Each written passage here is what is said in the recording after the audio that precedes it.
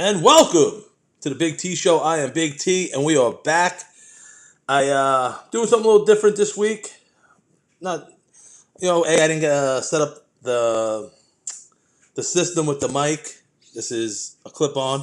It's for aesthetics. I thought it would be funny, but I'm gonna attempt to do a weed review as I check. Welcome to the Big T Show. I am Big T. Oh, that's not bad. That's not bad. I'm a big boomer. I'm just checking in to make sure that it's working. And you're gonna see me going time to time to grabbing the phone because as we speak, I'm gonna be doing a weed review because I'm busy as fuck, and I just got some new Packwoods in Pop Rocks, and as we go live, I'm simultaneously simultaneously.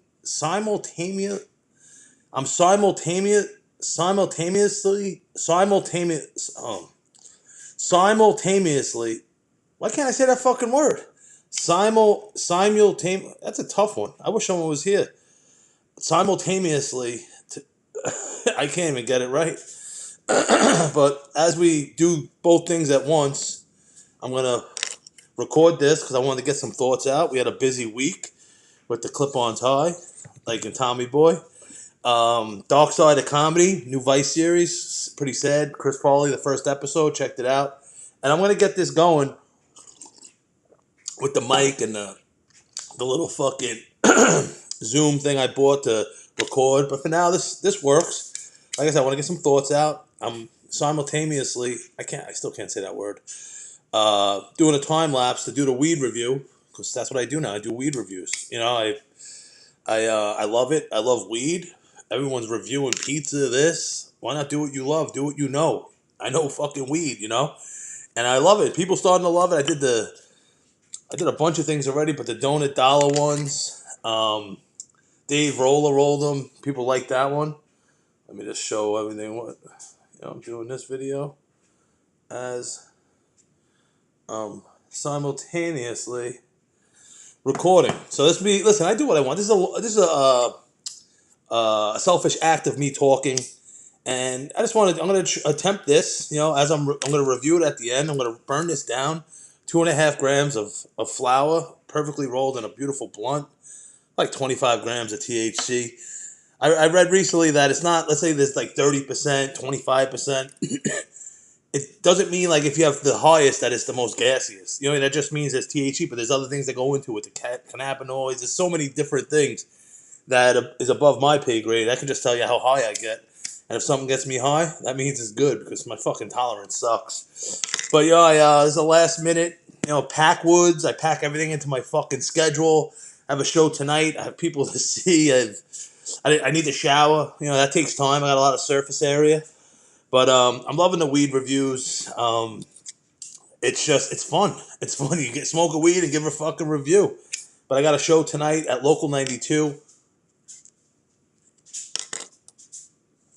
Woo! It's nice. If I get finished early, we'll do the review on the air. Maybe I can use that clip. I'm thinking out loud. I'm moving. But I'm against the clock. It's 5:45. The show starts at 8. Still got to shower, get the rock away. But I love the pressure. Kira doesn't understand why I love this pressure. Why wait to the last second, and then have to run around. I like that. UPS, 13 next day airs scattered around Laurelton, Queens, or Springfield Gardens. And I'm like, no, I'm going to stop, play lotto. I'm going to get a coffee here, breakfast there. Then I'm like, oh shit, I got a half an hour to deliver these on. I have to run around because you get a next day air late. UPS just comes after you. That's their bread and butter, high-end fucking shipping shit, like next day air. And I'm over there fucking around, stopping 3 times. I just love that pressure. I don't know why. I love it. And I'm against the clock today. Local 92, Nick Crespo. What's his name? Kellen, who was on the Spider-Man episode. Feetloaf. Cool spot. The back of this fucking Israeli place. The falafel and the Fat Man. I had a couple of shows there. But it was awesome. It was awesome. I just been feeling good lately on stage, rocking out. I just love it, man. I fucking love it.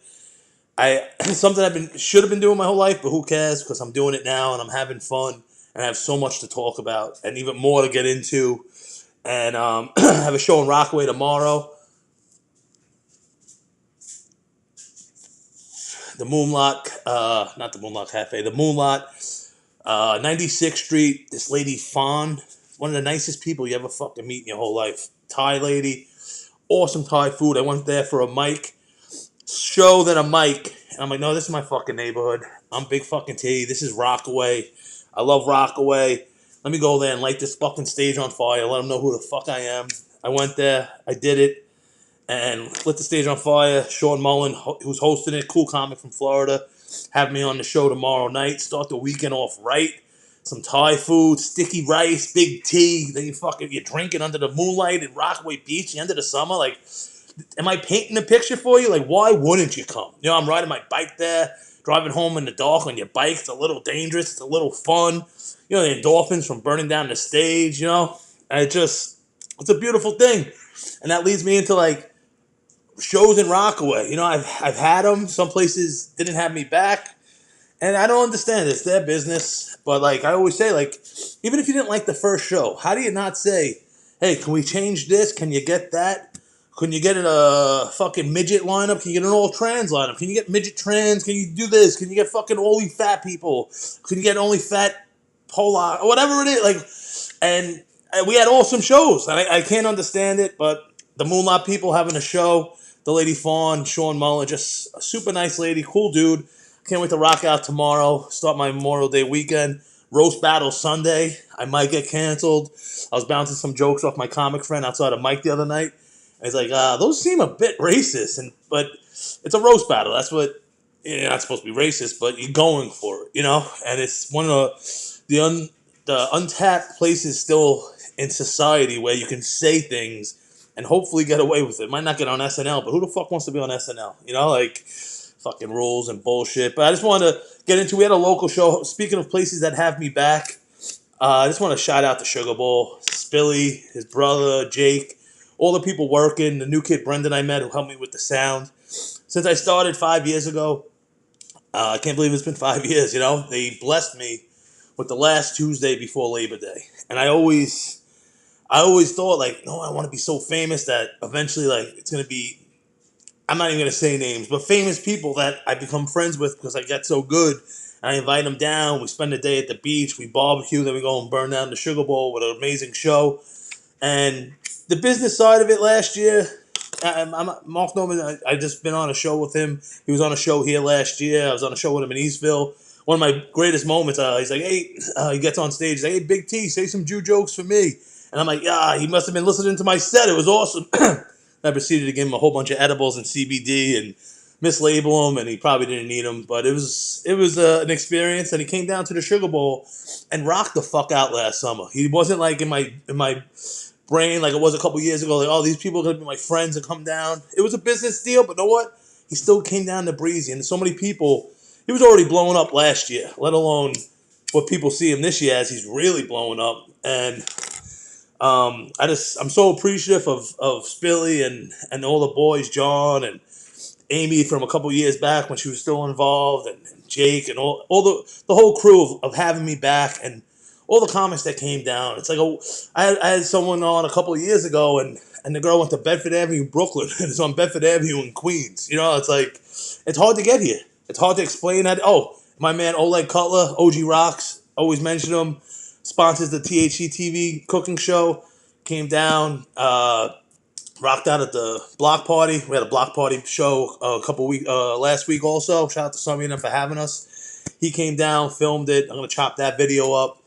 Shout out to him. He's the man. Super talented. But just it's a lot. I had a couple comics coming from Jersey. A couple comics canceled. It's like, listen, you're getting paid cash. I know what these clubs are paying you, but you're getting paid cash, and you cancel it. And I'm not talking about anyone in particular, not my one friend who I wanted to see, just in case he does see this. I wasn't talking about you, hold ballsy, but I'm talking about some other people that a couple days in advance cancel, a day in advance. It's like I had a stacked lineup, and we rocked the fuck out. I want to shout out Greg and Rob setting the fucking table.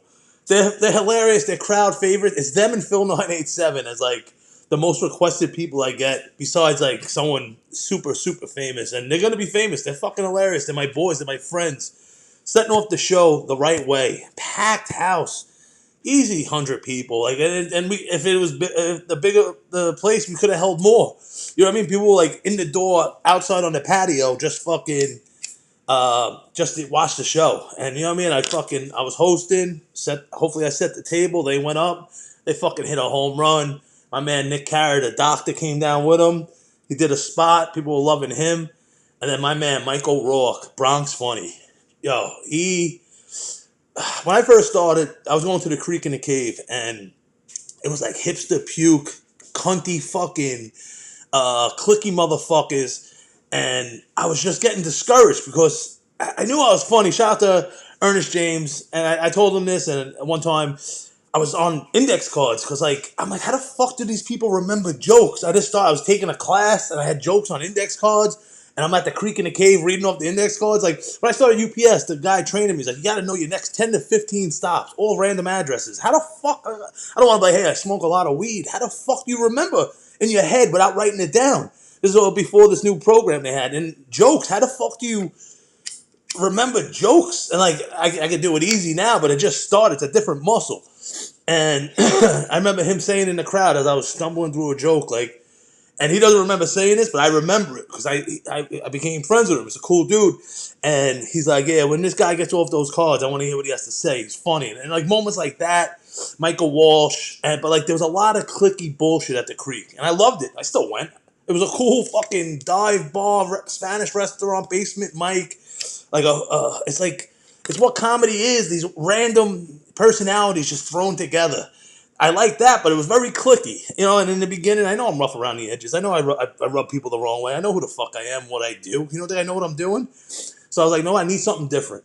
And I went on one of those mic apps, freeopenmic.com. I seen some Irish bar in Jackson Heights. Never been to Jackson Heights in fucking my whole life living here. I went there. There was a pro show before the mic, and some guy from HBO. And then this skinny little white guy came up, and yeah, I'm Bronx Funny. Michael Rourke. I'm like, oh, fucking Bronx. I got Bobby from the Bronx, my boy, and my boy Joe was from there, but that's it. I don't go to the Bronx. But I heard someone that sounded and looked like me, and it just inspired me without even talking to him, And I kept going. 2 years ago, we were on a show together, and we haven't stopped. He was on the cooking show. We got to do a podcast together because we were at a show the other day. We did an hour on pissing, and we were just talking on the rooftop, laughing by ourselves. And there's something there, and he came down here. He absolutely burnt the stage to the fucking ground, and he really put on a fucking performance, ordering a fucking tequila drink mid-set, you know what I mean, just a gangster move, and Doug Urim, the third time Doug came and saved my ass after these, I'll call them shitheads, even if they haven't seen the podcast. You turned down good money, cash, and I know you had a spot, but I was talking to someone who's a professional. He's like, yeah, usually give you availabilities, and whatever, man. I don't want to sound fucking bitter, but it's just money. I know how to make money. Some people don't and complain they're broke on stage. It's and these people turn down money, whatever. But Doug Urim came all the way down from Jersey, saved my ass again. I told him, I go, Doug, when we're bigger and this, we're going to be laughing one day how many times you had to come to Breezy or Rockaway and perform for me to save my ass. And he rocked the fuck out. It was an awesome show. I just want to show my appreciation. I'm always ripping some businesses that had us on and then don't have us back. And I really, truly, from the bottom of my heart, love. I grew up with Spilly and these guys, and I truly love them having us back. I just hope the last Tuesday before Labor Day going forward, we just have it so we can just, people come out, man. People were laughing. It was an awesome fucking show. Shout out to all those comics, and it's great, man. It's great. And this is in a neighborhood that I may not, again, rub people the wrong way. I've been coming to get my mom's mail, and some of the neighbors are real cunts. You know what I mean? Just giving Kira, the nicest girl in the whole world, an attitude, not even saying hi to her. These people don't understand. I'm not even going to incriminate myself what I'm going to say, but they're getting bags of shit delivered to them as I just incriminate what the fuck I said in a year or two. And I don't care if it's on fucking tape, prove it. I'm going to get a fucking burner account, burn a card, and fucking send it to these scumbags. But you know what I mean? A lot of people, they judge me. But you know what? I don't pay taxes, judge me about that too. But every April, every February, March, people are always trying to, oh, let me, how much money can I get back? Oh, say I did this, write off that. Every year, as a collective in this whole government, this whole country, and listen, I'm not pro-government. I'm just saying, I'm just a Jewish defense attorney pointing out an obvious flaw in people's games of who judge people. You're taking money away from the kids, potholes in the street by defrauding people, by saying, oh, write this off, write that off, but I'm a bad guy? Fuck you. I'm sitting here saying, no, I don't fucking pay taxes. But you know what? I'm not defrauding the government in fucking March or April. So, like, don't throw stones if you fucking live in a glass house. And everyone has fucking skeletons in their closet. If I have 1,000 and you have one, we both still have skeletons, you fucking idiot. And a lot of people down here. But you know what? I'm here for the people that came out, the comics that rocked out, the 150 people that were there, spilling them. And I just want to say thank you again. But, busy week. I have comics put up flyers, like upcoming shows. And I never had really that many shows.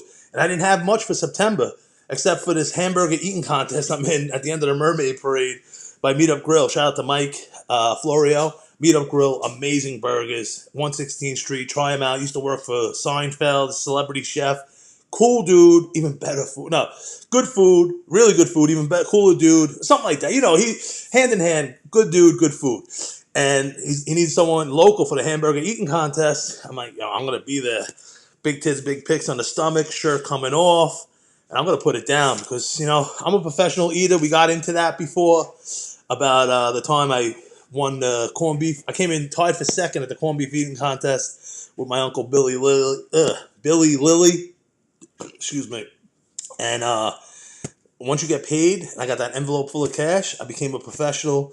We touched that out on a different show. I don't need to go there and tell that story again. Maybe I should. I don't know. We were fucking. I was living at my aunt's house, thrown out of my mom's, and I think I took like a year off of smoking because I got UPS and I was scared. I didn't want to lose my job, and he woke me up, blasting fucking Fat Bottom Girl out of the window, chilling, drinking. And I was like, know what? I gotta get up and join him. It's my man Billy Lilly. We started drinking. I was drinking 99-cent Colt 45 because I was broke. And there's a corner store right there. You buy 5 at a time. And we started drinking. He's like, yo, there's an Irish fair on the side of Cropsey Avenue. Let's go. I'm like, Bill, let's go. And it's like one of those movies. We had like $54 between us. Both broke, just clowns. But we had each other, and we had 99-cent Colt 45s. We got there. Now the malt liquor is ripping apart my stomach. So I smell sausage and peppers. Not even the biggest sausage and pepper guy, but I needed something to absorb that malt liquor. I go, $5. Now we have even less money. You know what I mean? And we're dwindling the money as we're drinking. And then some guy with a dog hat, it looked like a goofy hat, and dreadlocks, a white dude. He's like, hey, I'm Crazy Legs Conti. We're having a corned beef eating contest in this tent at in like an hour. I'm like, fuck, I just wasted fucking $5 of drinking money on a Philly sausage and peppers. I could have got the free corned beef. So we go there. The tent is packed. It was like Patty O'Neill's, that bar. That was their bar under this tent. I get on stage. I take my shirt off. The fucking place goes berserk. I start fucking chowing down cold, fatty corned beef. If it was warm, I would have ate like 10 of them. I got down like 3.5. The guy next to me got down like 3 3/4, and they said it was tied. It wasn't a tie. Whatever. It was fun. The lady came up to me, gave me that envelope. I remember it was like a CVS photography envelope that they just took from CVS. Gave me the bread, and then fucking, at that moment, once I took that envelope like a fucking Olympian, I am now no longer an amateur, and I'm a professional. And I'm a professional eater. I know you can see my fat fucking thing jiggling in this camera. Like, we know that already, Big T. But I'm going to go. All I had booked was this hamburger eating contest at Meetup Grill. What they don't understand is I don't eat edibles anymore. Once in a while on the cooking show, I'm going to eat 500 milligrams. Easy. 2 hours before. And then I won't be able to stop eating. I'm going to get up there. I'm going to fucking I'm going to come home with the crown. Stay tuned. A couple of weeks. Hamburger eating contest. But that's all the shows I had booked. Now I had a bunch of these other shows I got booked on today, tomorrow, Sunday, the roast battle. A couple of shows, maybe Ryan Reese and this guy from Anchorman. Shout out to Ryan Reese, always blessing me. I have one more at this special weed club in the city, which is sort of like my genre or whatever the fucking my audience. Weed shows, they love it. Listen, It's fun. It's underground. It's like VIP only. This lady Isis, cool lady, and yeah, man. So my hamburger eating contest flyer is actually booking up with some fucking shows in September, man. Looking good. Ending the summer right, and but as the summer ends, that ugly problem I can't control. I know I'm a fat fuck who can't control eating. I'm talking about a hamburger eating contest, but something even worse. Week 1 of the NFL. I haven't been gambling. A month ago, DraftKings reached out to me, and they weren't even my flavor to fuck with. It was FanDuel. And they offered me, like, hey, you want to go to these shows? Rage Against the Machine, 21 Airplanes, I don't know, some new band maybe, Michael Bublé, and Roger Waters. And I asked Kira, said it was in a suite. Last time FanDuel gave me tickets to the game, it was Yankee Stadium. And I told my friend, shout out to Berkey, he came. I'm like, yeah, like usually everything's free. They gave me net tickets. Everything was free. So we go, we try to buy Nathan Fries. They're like, nope, not free. I'm like, fuck. Like, what the fuck? I thought everything was free. Turns out it was the Legend Suite, which was the creme de la creme of fucking places to go to at Yankee Stadium. Lobster tail, uh, stone crab with a little fucking dot. The one from Florida. Amazing. Ben and Jerry ice cream stand. So I was like, no, okay, let's go. Roger Waters, Pink Floyd, a suite. I was expecting lobster. They had shitty fucking steak burgers. I had about 19 chicken wings, 40 waters. But you know what? Roger Waters was, he's a big social justice guy, but like, he's sort of a Nazi. Coming out like dressed like some sort of like Hitler character, going like this, fucking red and black. And it took me back to my boy back in the day, lost his mind on some mushrooms. And he's like, fool, Pink Floyd, the wall. The red and black, the marching hammers, it's Nazis, this. And like, we always thought he just lost his mind. I saw it firsthand last night. That shit is true. You know what I mean? He just has these red and black, there would be a thing like Ronald Reagan, we killed 30,000 Guatemalans. Feel bad. Let's give back to these Guatemalans. Then it's like, yeah, the red and black, the Nazi. It's like, yo, bro, you can't care about the Guatemalans, but then not care about the Jews. Like, it doesn't work like that. And I'm not even a Jew apologist because I go out with Kira. It's just a fact. Like, if he hated Irish people, it was like, yeah, Italians. Like, you can't, you lose credibility. And my boy, who lost his mind, last night it made sense. He was right. He's a fucking Nazi, man. It was wild, but an awesome show. I'm a mushroom pussy. And like, it was just, the mushrooms were super strong on me. Like, my tolerance isn't high. Sorry, I'm supposed to be doing a weed review. I'm fucking using this thing as a microphone because this thing isn't plugged in. But yeah, a couple of my friends back in the day, like that one song, "Have a Cigar, You're Gonna Go Far," "Fly High with a Jaguar," whatever. My one friend lost his mind. The neighbor had a Jaguar. He ate so many mushrooms, he just couldn't keep his clothes on. He was on top of the Jaguar with that beautiful emblem. Fucking started whacking off, and the neighbors came out like, "That's my car." He's sitting there rubbing his cock on the car. His mom had to be called. Then my other friend, who was tripping even harder, was getting driven home by the mom because the one son just fucking was masturbating on top of a Jaguar. He's like, he was telling my friend's mom how beautiful she is and how he wants to fucking tripping his brains off. Her son just got in trouble for fucking whacking off on a Jaguar. These other freaks tripping his balls off, telling how pretty she is, and he wants to fuck her. The poor lady, that night, her therapist probably heard a fucking doozy. The therapist is laughing, telling the husband of Chinese food at dinner that night, yo, this lady's son was whacking off on a Jaguar. The other kid wants to fuck her. It's funny shit. But last night, DraftKings, the Lexus suite, it was cool, man. And Kira's the best. I love her. We had a blast. And no lobster, but no one's probably better off for the gout. And DraftKings, they're trying to reel me back in. And we got the Tits Big Picks of the week. And we used to do $1,000. I think this year we might lower it to like a normal level of like 200, which is still a lot to some, but like 1,000's a lot. And we're going to try to build a bank. And if we do gamble, it will be very small scale. It'll be maybe player props, things like that, where you don't have to lay so much one to win. And, we'll take it from there.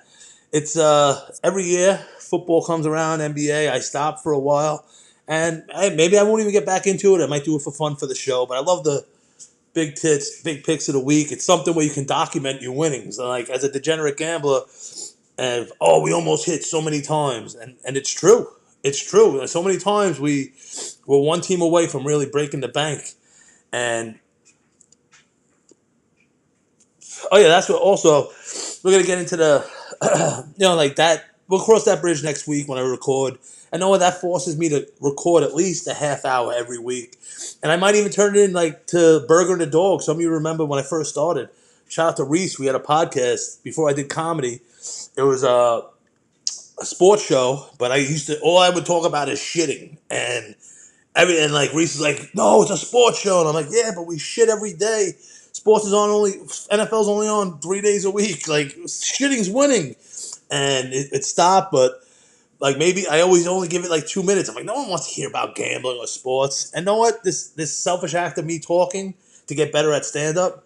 Maybe I'm just gonna break down the games. I know what I'm talking about. I love talking it, and maybe it'll turn in maybe half. Oh, we'll see whatever happens. What's going on, and then also uh, as we talk some sports shit. But I'm winding down with this. The Packwood. We're doing a weed review simultaneous. I said it simultaneously. Maybe I didn't. But the Packwoods 2.5 grams wrapped in oil, rolled in keef. We just did a little time lapse. It's at the end. I'm probably gonna do the review on the air, film it over here, and then chop and splice it up. And I just have fun with these weed reviews. And people, my shit gets buried when it's like vaguely talking about weed. Then I do these weed reviews, which are blatantly talking about weed, and they do pretty good, and people like them. So I'm gonna keep them going. But I gotta. It's the Packwoods as I'm packing a lot into this night, and I gotta leave soon for a show in the city. As I go to meet people, probably stop and play lotto. But listen, I love the pressure. I'm a fucking idiot.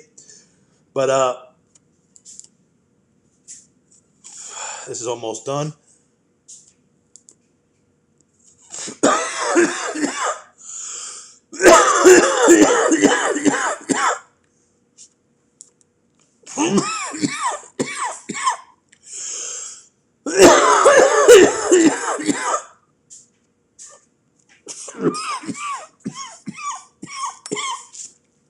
Oh yeah.